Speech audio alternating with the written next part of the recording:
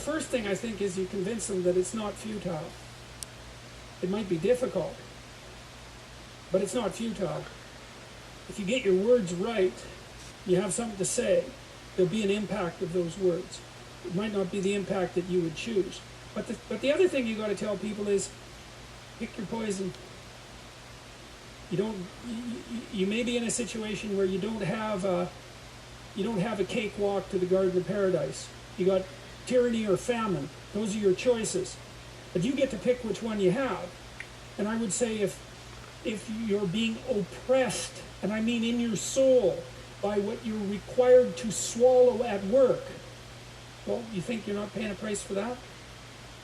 You got no self-respect, and rightly so. But worse than that, you're an agent of your own destruction. You're destroying your own ideal, and you're letting people who are weak and corrupt win. And if you stood up and stood up properly, but you have to put yourself in order to do this, at least to some degree, right? You can't do it casually.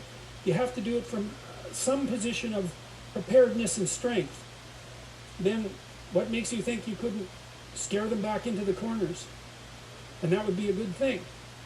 And, the alternative, personally, is bad because there's a psychological degeneration that goes along with it. I've seen this with many, many of the people that I've worked with who have been tyrannized in the workplace to the absolute detriment of their psychological and physical health, right?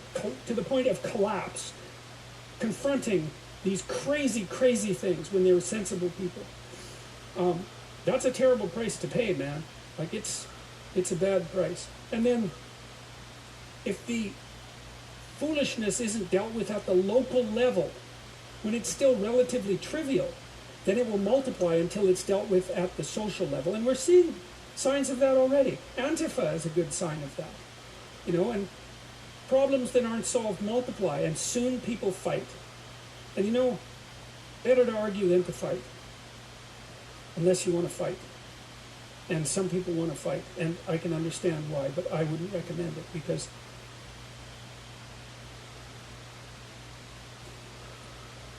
that doesn't lead good places.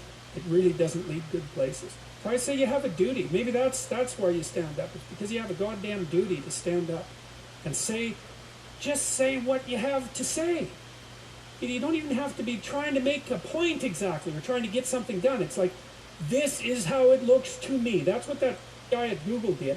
He wrote this memo and he said, I talked to him today, he said, well, he went to a diversity training seminar and he thought, no, I don't agree with that.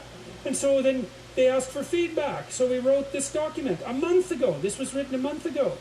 Got no real response to it. Well, it bounced around inside Google until a lot of people got interested in it, and then it escaped into the outside world. But all he was doing was, he was told a bunch of things he didn't think were true. He wrote down a bunch of things he thought were probably true. He launched that out and said, well, I think these things are probably true. It's like, well, probably they're true. Well, so he paid a price for it, but maybe we'll see what sort of price he paid for it, man. It's going to be a lot tougher in 2 years than he was 2 years ago. So, no, they didn't answer his feedback. No. But, well, you can watch the video. The story's there, but that's kind of the outline of it.